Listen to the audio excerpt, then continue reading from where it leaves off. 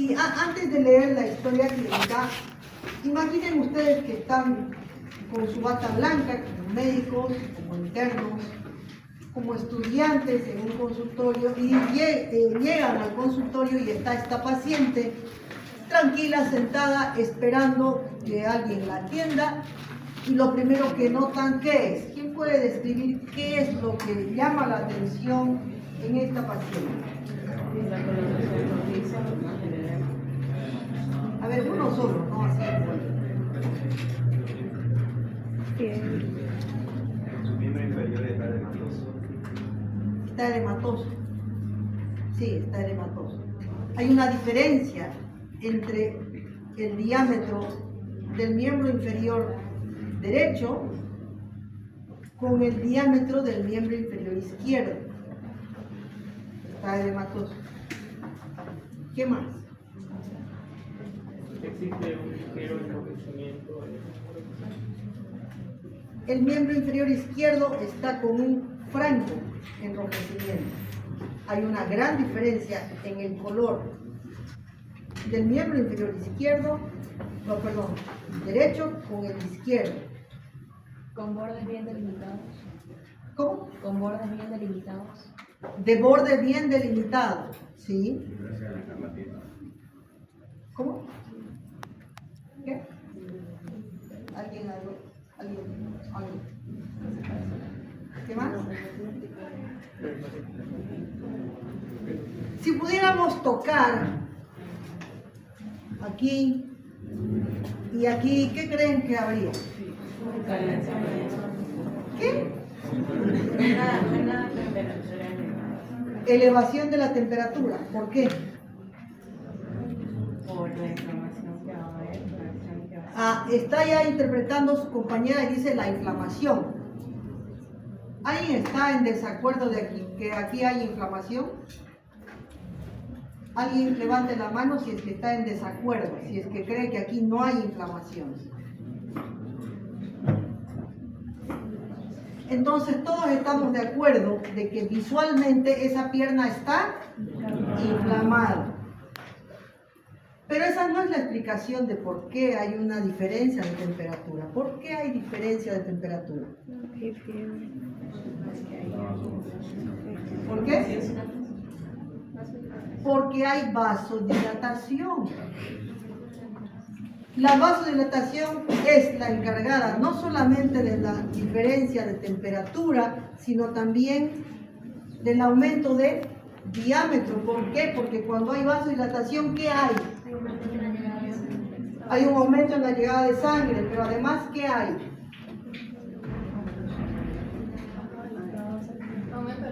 Aumento en la permeabilidad. Y si hay aumento en la permeabilidad, ¿qué hay? Hay fuga o extravasación de líquido al intersticio, lo cual da edema, ¿verdad?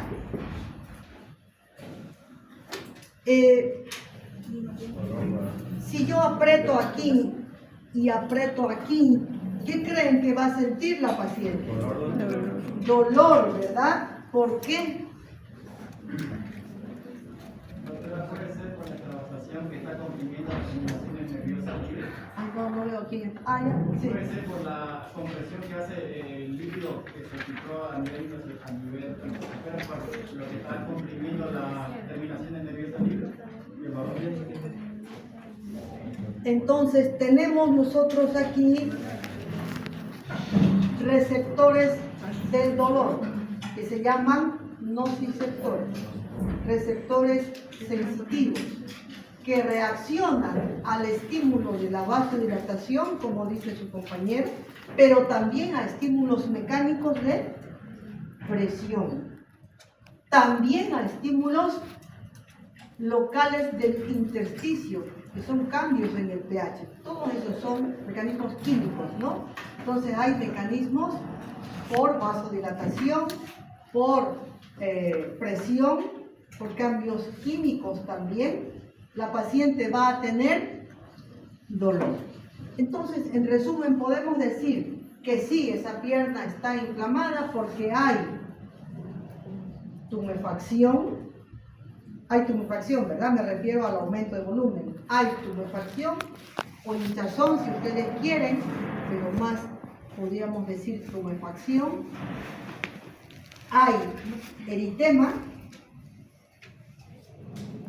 hay dolor. ¿Ustedes creen que esta paciente va a caminar así normal, como cualquiera de nosotros? No, seguramente va a cojear, pérdida de función. Y por último, hay calor. Todos esos son elementos que forman la tétrada de Celsius. ¿Saben, no? Bueno, ahora sí vamos a leer la historia clínica. Esta es una paciente de 60 años de edad que acude por presentar dolor, hinchazón, enrojecimiento del pie y pierna izquierda, con limitación para deambular desde hace 72 horas. Cuadro que se asocia a escalofríos y fiebre. Refiere que el cuadro se inicia con una lesión eritematosa de aproximadamente 5 centímetros y que con el transcurso de los días ha aumentado de tamaño. Ha tenido el mismo cuadro en 2 ocasiones anteriores, tiene diagnóstico de insuficiencia venosa y el diagnóstico clínico. Claro, no hay ni qué hacer ahí, no hay ni qué buscarle, es una erisipela. Factores de riesgo, la insuficiencia venosa. Factores de riesgo, claramente es una señora que debe tener sobrepeso también, ¿no? Entonces hay rubor, calor, tumor, dolor, pérdida de función, igual inflamación. Si vemos estas heridas, son heridas cortantes que han sufrido un proceso también. Podemos ver aquí eritema, edema, aumento de temperatura local y seguramente si tocamos el paciente va a sentir dolor. Que en la evolución va desapareciendo y esto que es el resultado final, ¿qué podríamos llamar? Esa etapa de cicatrización. Esa es la evolución natural, normal de toda respuesta inflamatoria. La recuperación. Algunas veces esa recuperación no es normal, como esta, que es una cicatriz anormal. Es una cicatriz, pero es una cicatriz patológica. ¿Alguien sabe qué se llama ese tipo de cicatriz? Queloide. Cicatriz queloide. ¿Saben por qué se produce? Porque no hay una respuesta autolimitada que inicia y que termina el proceso adecuadamente. Porque para que haya una respuesta inflamatoria, fisiológicamente tiene que haber un inicio y una finalización. Factores de señalización que inician y factores de señalización que terminan la inflamación. Aquí ha habido una mala finalización de la respuesta inflamatoria, dando lugar a una excesiva producción de tejido fibrocicatrizal que da lugar a una cicatriz hipertrófica que llamamos cicatriz queloidea o un queloide cicatrizal. Inflamación es el proceso que ocurre prácticamente en cualquier evento que nuestro organismo sufra desde que nacemos hasta que morimos. ¿Qué hay aquí? Hay unas pápulas, seguramente secundarias a la picadura de insecto, ¿verdad? Esta es una encía inflamada por un diente seguramente que ha formado un absceso, una cicatriz que es un proceso que está en pleno proceso de recuperación, pero mediada por un proceso inflamatorio. Una lesión ulcerada con evidentes cambios inflamatorios y al centro cambios necróticos, que también son parte del proceso inflamatorio. La arteriosclerosis y la formación de trombos isquémicos también están mediadas por un proceso inflamatorio, son un proceso inflamatorio. La arteriosclerosis o enfermedad arteriosclerótica es un proceso inflamatorio del endotelio vascular. No es solamente que va el colesterol y las lipoproteínas que se depositan a la pared arterial. Es un proceso inflamatorio que determina el depósito de exceso de partículas de colesterol. En una fractura también hay una respuesta inflamatoria.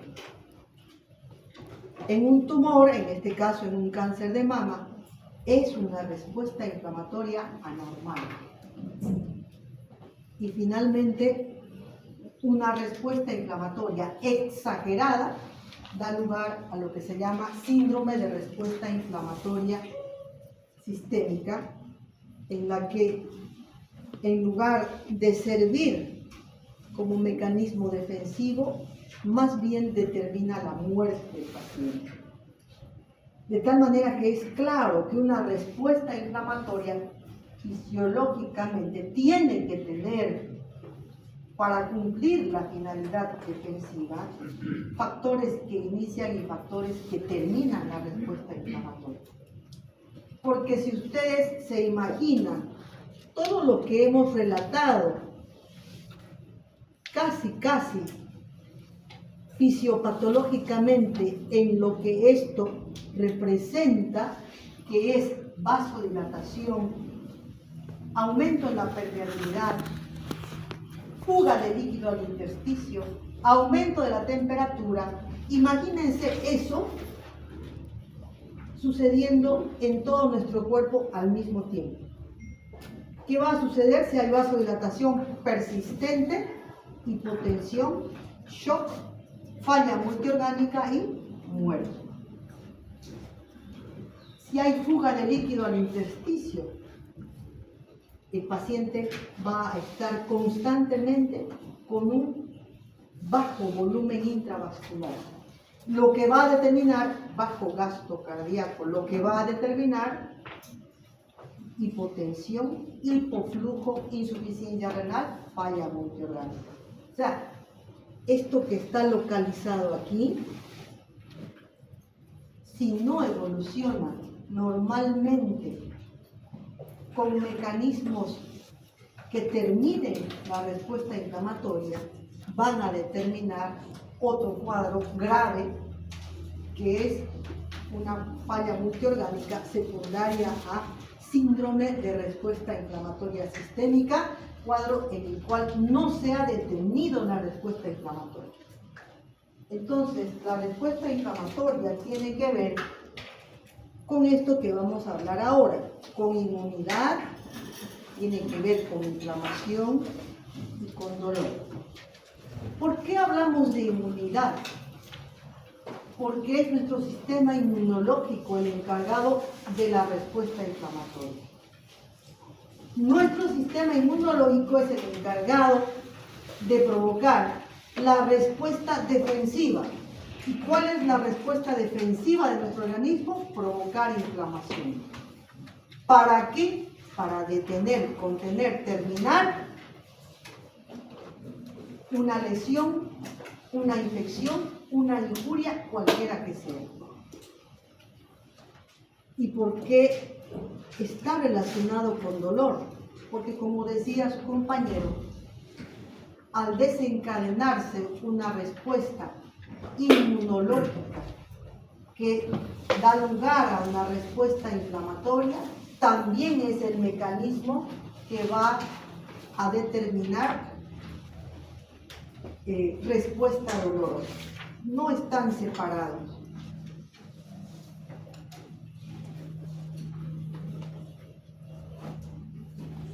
Estas son células que intervienen en este proceso, los macrófagos, los mastocitos, intervienen en este circuito, donde van a ver que interactúan todas estas sustancias que son mediadoras del dolor. Ya se las he presentado. Leucotrienos, tromboxanos, derivadas de la oxidación del ácido araquidónico que da lugar a lipoxigenasa, ciclooxigenasa y los mediadores inflamatorios. Proteínas vasodilatadoras, histamina, serotonina, también como parte de la respuesta inflamatoria. Citoquinas proinflamatorias, las que hemos visto, y todas a partir del ácido araquidónico, de las cuales unas mediadoras del proceso inflamatorio muy importantes, las prostaglandinas. La inmunidad que nosotros tenemos, recordarán que se divide en dos: aquella con la cual nacemos y aquella que adquirimos. Aquella con la cual nacemos se llama inmunidad innata o inespecífica. Innata o inespecífica. Y aquella que adquirimos conforme vamos entrando en contacto con diferentes elementos de nuestro entorno, es la que formamos, la que vamos adquiriendo. ¿Qué vamos a entender por inmunidad? Es el estado de resistencia natural o adquirida de nuestro organismo frente a una enfermedad, agente infeccioso, tóxico o cualquier elemento extraño que invada nuestro cuerpo. Es la forma que tiene nuestro organismo de defenderse. Es un estado de resistencia natural o adquirida. La inmunidad inespecífica o innata está constituida, en primer lugar, por la piel y mucosas, que es lo que nos reviste y nos protege. Pero además, tenemos proteínas antimicrobianas, fagocitos, células asesinas naturales o células NK. Y fíjense, la fiebre y la inflamación son parte de la respuesta inmune innata. La fiebre, entonces, es un mecanismo de respuesta fisiológica que hace parte de la respuesta inmunológica. ¿De cuál respuesta inmunológica? De la respuesta innata o inespecífica. Asimismo, la inflamación está dentro de este grupo, porque sea un gram negativo, sea un hongo, o sea una proteína, un alergeno del polen, nuestro organismo va a reaccionar de la misma forma, la misma respuesta inflamatoria. Quizá más lenta, quizá más intensa, más aguda, pero va a reaccionar de la misma forma. La respuesta inflamatoria es parte de la inmunidad inespecífica. La respuesta que adquirimos, la respuesta inmune específica, está mediada por células. Y además de estas células, que son los linfocitos T y los linfocitos B, vamos a tener la inmunidad mediada por anticuerpos producidos por los linfocitos B. Un poco más específicamente, refiriéndonos a la inmunidad innata, hemos dicho que la piel y las mucosas constituyen la primera barrera de defensa que tiene nuestro organismo. Además, hemos hablado de proteínas naturalmente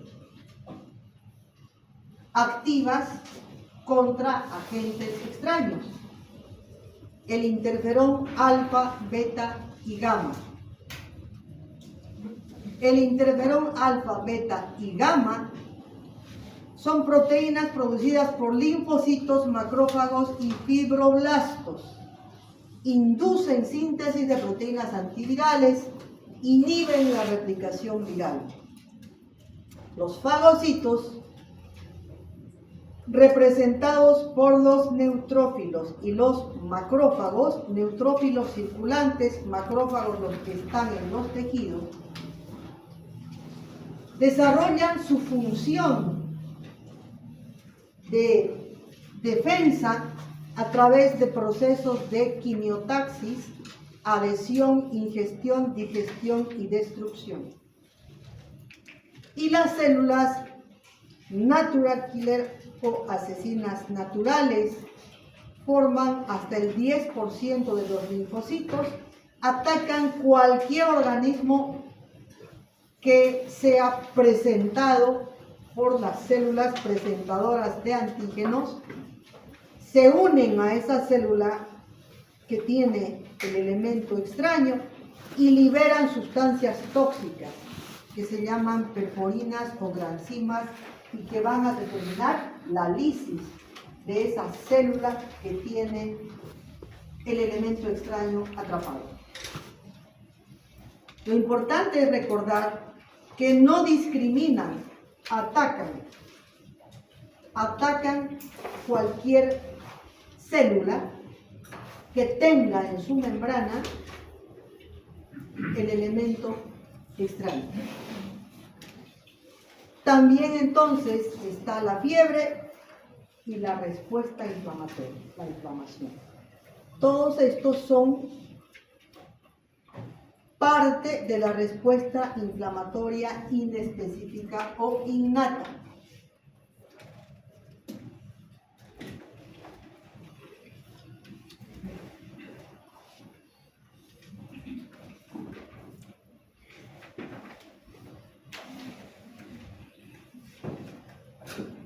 Estos son los procesos,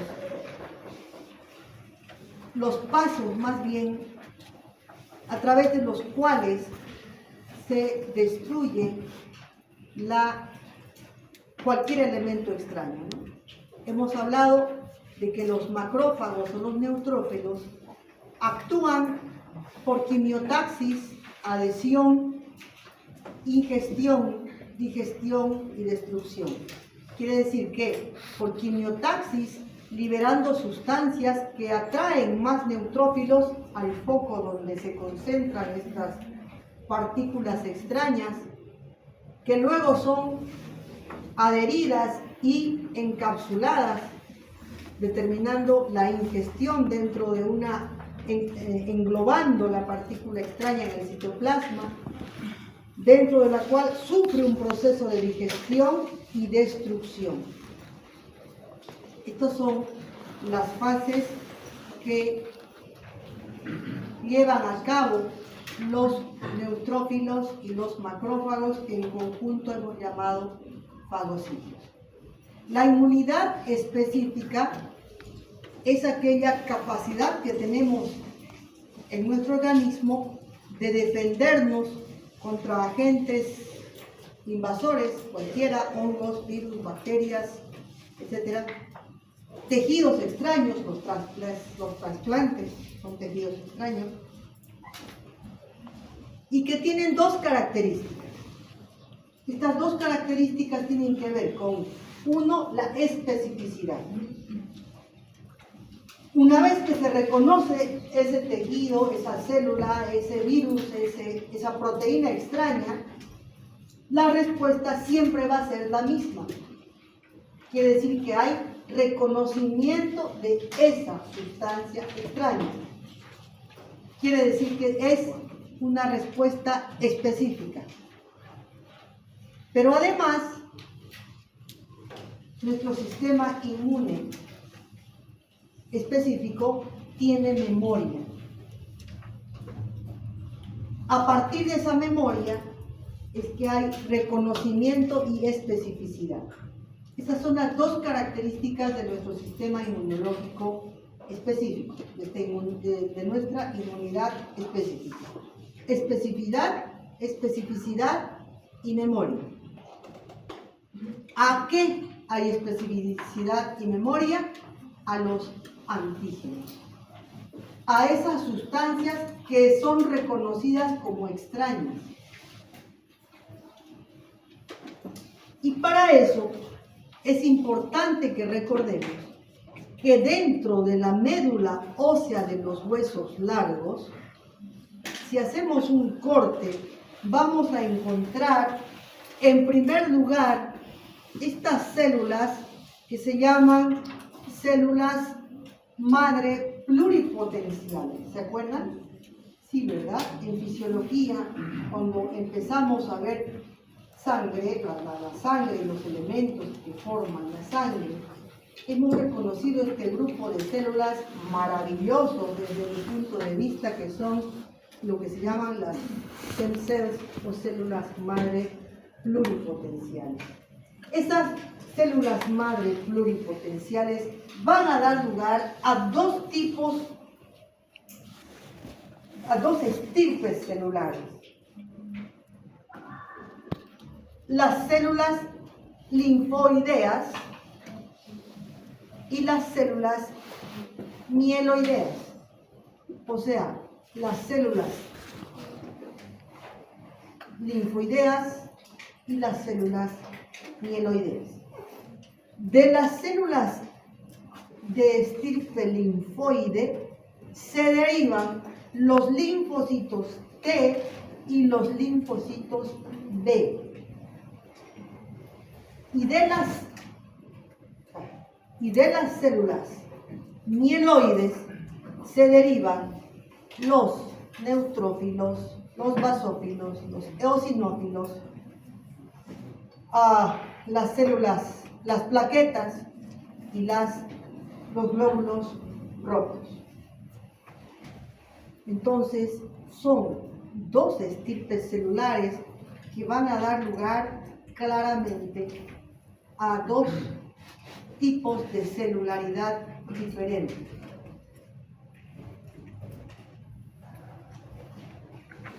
Esta es una gráfica en la cual, bueno, cuando les pasen las diapositivas las verán con más detalle, pero muestra a las células T y a las células B que, derivadas de las células madre pluripotenciales producidas por la médula ósea y que pasan por el timo, se forman las células T y las células B, y luego de un proceso en el cual reconocen algún elemento extraño, van a dar lugar a la formación de estos grupos celulares que se llaman clones. Clones de células B, clones de células T. Estos clones de células T y clones de células B son clones que guardan en su memoria la capacidad de reconocer elementos extraños. Específicamente los reconocen. Por lo tanto, si hay una infección, estas van a ser guardadas como clones de memoria. Y en el momento en que ingrese nuevamente ese elemento extraño, van a salir. Eso se llama memoria y especificidad. Tanto las células T como las células B son colaboradas en su proceso de formación de clones por estas células que se llaman linfocitos T ayudadores o linfocitos T helper. Ayuda a ambas, a los linfocitos T y a los linfocitos B, en el proceso de formación de los clones de memoria. De ahí que van a dar los linfocitos T la inmunidad celular y los linfocitos B la inmunidad humoral. Los linfocitos T van a actuar a través de las mismas células, los linfocitos T, productores de diferentes tipos de citoquinas, y las células B van a producir anticuerpos que tienen especificidad. ¿Contra qué reaccionan o qué es lo que reconocen los linfocitos T y los linfocitos B? Reconocen estos que se llaman antígenos y que los reconocen a través de la estructura externa que es particular y específica de cada proteína, de cada elemento extraño, virus, bacteria, que tiene en su componente una estructura antigénica particular, que está determinada por pequeñas partículas que se llaman epítopes. Este es el antígeno y estos son los epítopes. Y nuestro organismo, este sistema de células, tiene la capacidad de reconocer y ligar hasta 1.000 millones de epítopes diferentes. Una enorme, increíble, impresionante, incalculable cantidad de estructura de reconocimiento de epítopes diferentes y por lo tanto de antígenos diferentes. Esto se hace a través entonces de los antígenos que tienen estos epítopes, que son los que son reconocidos. ¿Qué son los antígenos? Son moléculas grandes que pueden ser proteínas, lípidos, hidratos de carbono, ácidos nucleicos. Las proteínas son reconocidos, o sea, aquellas sustancias que están conformadas principalmente por proteínas son reconocidas por los linfocitos T. Y aquellas que están conformadas por lípidos, hidratos de carbono, ácidos nucleicos son reconocidas por los linfocitos B. Algunos antígenos son moléculas más pequeñas, no alcanzan el tamaño para ser denominados antígenos. Esas moléculas que son más pequeñas necesitan de una sustancia que se una y que las haga más voluminosas. Esas sustancias que se unen se llaman aptenos. Y una vez que se une al apteno y forma una molécula más grande del tamaño de un antígeno, ya se vuelve reconocible. Y entonces estos aptenos, que son antígenos de menor tamaño, se unen a una célula presentadora de antígeno que les da mayor tamaño y capacidad de reconocimiento. ¿Cómo es que reconocemos y por qué reconocemos nosotros, a través de qué mecanismo reconocemos esos 1.000 millones de epítopes y por lo tanto de antígenos y aptenos? A través de un conjunto entrelazado de proteínas, aminoácidos que conforman nuestro sistema HLA. Sí recuerdan, ¿verdad? ¿Recuerdan, verdad? ¿Qué es nuestro sistema HLA? Este es nuestro código genético, de qué estamos nosotros estructurados. Mi estructura proteica no es como la de él, ni la de ella, ni la de nadie. Es única. Eso nos hace como seres únicos, diferentes uno del otro. Nuestro propio sistema, que conforma el sistema HLA, antígenos leucocitarios humanos, que esa es como una impronta que nos permite reconocer lo propio y diferenciarlo de lo ajeno, de lo extraño, de lo que ha ingresado y no es propio.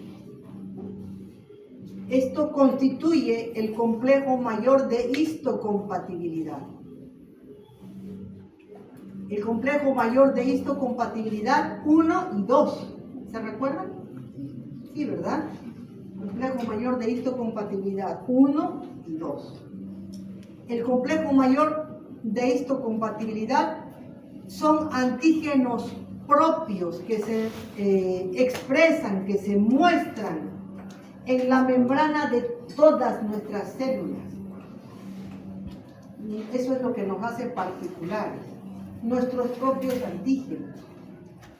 Y que al expresarse en nuestras células, lo hacen a través del sistema mayor o complejo mayor de histocompatibilidad tipo 1 en todas las células excepto los glóbulos rojos, y el complejo de histocompatibilidad 2 que se presenta en las células presentadoras de antígenos. ¿Qué individuos son estas células o qué personajes son estas células presentadoras de antígenos? Imagínense ustedes que dentro de cualquier policía secreta hay un grupo especial de células presentadoras de antígenos, y son aquellos que se van a infiltrar por todo lado, que van a pasar desapercibidos, pero que van a reconocer al maleante. Esas son las células presentadoras de antígeno en nuestro cuerpo. Son células que están circulando constantemente, desde que nacemos hasta que nos morimos, patrullando nuestro cuerpo, y reconocen una proteína, un antígeno extraño, y lo llevan, ¿dónde? Lo llevan hacia las células, los linfocitos T o los linfocitos B, para decirle, mire, atrapamos esto y no es propio. Entonces los linfocitos T y los linfocitos B actúan. ¿Ayudados por quién? Por los T helper, ¿no? Bueno, tenemos entonces este proceso y vamos a ver que el procesamiento para poder reconocer y distinguir lo propio de lo extraño se hace por procesos diferentes dependiendo del sistema del complejo mayor de histocompatibilidad 1 y del 2. En el proceso de histocompatibilidad 1 se hace por un proceso que se llama de endocitosis. Endocitosis. ¿Por qué?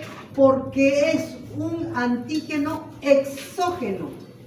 Exógeno que es incorporado dentro de la célula. Fíjense que aquí está el antígeno, está en el citoplasma, es encontrado ¿por quién? Por esta célula que se llama célula presentadora de antígeno. Lo ha detectado a este antígeno y lo está fagocitando. Lo fagocita y forma una estructura dentro de la célula que se llama fagocitoma. Este fagocitoma lo digiere, y una vez que lo digiere, se va a fusionar con esta otra estructura de aquí abajo que tiene nuestros propios antígenos, nuestros propios genes. Se va a fusionar y va a unir el antígeno propio con el antígeno ajeno y lo va a exponer en la membrana. ¿Para qué? Para que esta célula presentadora de antígeno a este nivel sea reconocida por un linfocito T o un linfocito B y sea atacada y destruida.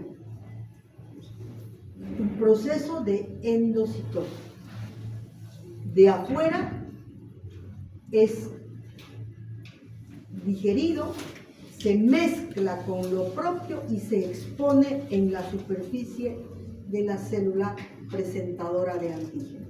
Ahí está exponiendo el antígeno propio con la porción ajena del antígeno. Entonces, los antígenos exógenos son expuestos en la membrana por la célula presentadora de antígeno en el complejo mayor de histocompatibilidad 2. En el complejo mayor de histocompatibilidad 1, los antígenos son antígenos que ya están incorporados en el interior de la célula presentadora de antígenos. Estos antígenos ya están incorporados dentro de la célula presentadora de antígenos, se unen con antígenos propios y son expuestos igual en la superficie. Esto por un proceso que se llama de exocitosis. Entonces hay diferencia en el primer proceso, que es endocitosis, lo incorporan, y aquí ya está incorporado y solamente lo exponen. Cualquiera sea que tomemos en cuenta el sistema del complejo mayor de histocompatibilidad 1 o 2, tienen el mismo ciclo de pasos donde internalizan el antígeno, lo digieren, lo fragmentan. Hay una síntesis de moléculas del complejo mayor de histocompatibilidad, se fusionan, se unen a fragmentos peptídicos del complejo mayor de histocompatibilidad y son expuestos en la membrana plasmática de la célula presentadora de antígeno.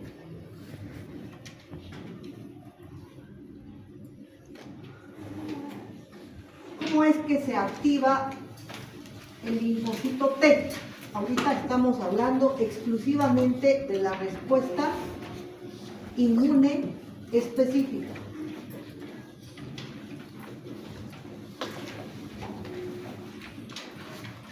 En la respuesta de reconocimiento del linfocito T, hemos dicho que se va a activar el linfocito T por reconocimiento y va a dar lugar a la formación de clones y a la circulación de linfocitos T activos en la sangre, ¿no? Estos linfocitos T van a reconocer, ayudados por un mediador que se llama interleucina 2. La interleucina 2, ¿qué es? Es un mediador inflamatorio. Es un mediador inflamatorio que colabora con el linfocito T en el proceso de reconocimiento. Aquí ven el linfocito T que está reconociendo lo propio de lo extraño y va a dar lugar a una célula T activada, y esta célula T activa va a actuar en ese momento de forma activa contra aquel elemento extraño, pero otra parte de esos linfocitos T va a quedar guardado en clones de reconocimiento, clones de memoria, que en una siguiente presencia, infección presencia de esa sustancia extraña, van a actuar y cada vez con mayor velocidad. ¿Cuál es el principio de las vacunas?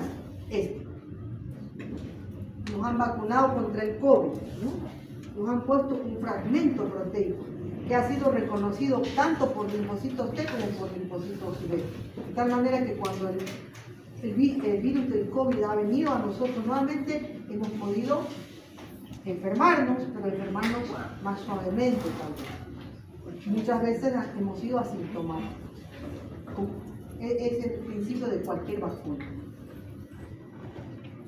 Entonces, vamos a tener células con linfocitos T citotóxicos circulantes que van a ir a actuar en ese momento, pero vamos a tener también linfocitos T citotóxicos de memoria o clones de linfocitos T.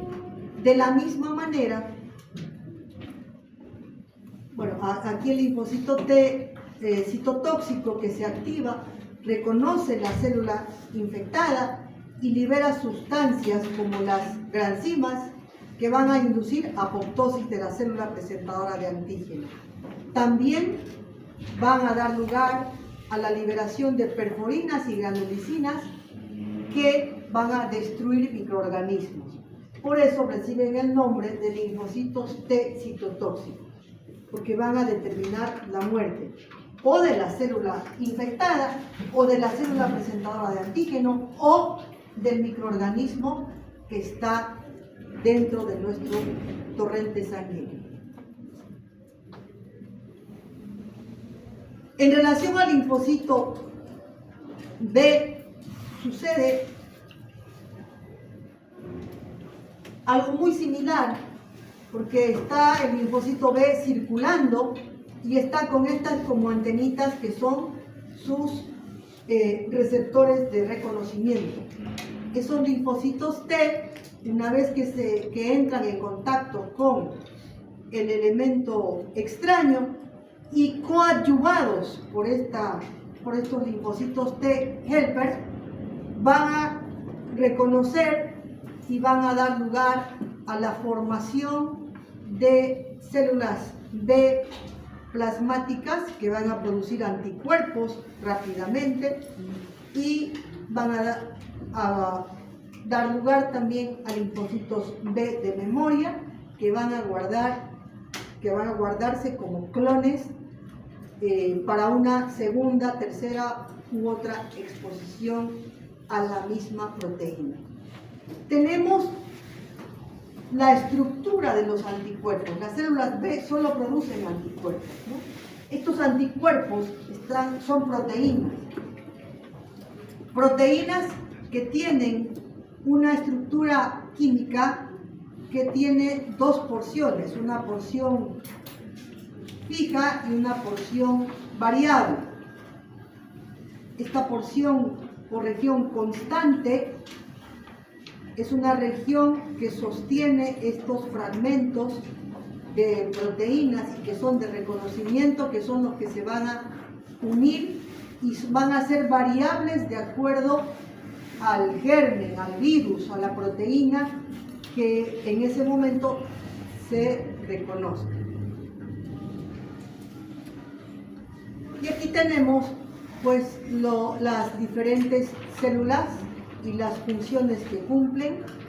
Es un poquito moroso que yo se los detalle, ya les he descrito. Células presentadoras de antígeno son macrófagos, las células dendríticas y las células B. Esas son células que actúan como células presentadoras de antígeno. Ya saben lo que es una célula presentadora de antígeno. Y los linfocitos, las células T citotóxicas, que son los linfocitos maduros que van a producir granzimas, granulicinas, perforinas. Las T helper, que siempre van a estar como coadyuvantes en el proceso de reconocimiento.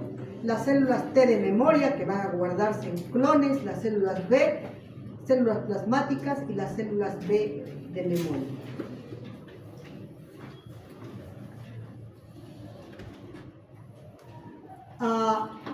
Estos son los diferentes tipos de anticuerpos. Tenemos los anticuerpos, se denominan como inmunoglobulinas, la inmunoglobulina G, A, M, beta y E.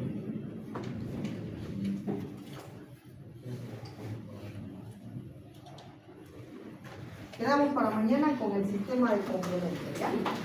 ¿Tienen alguna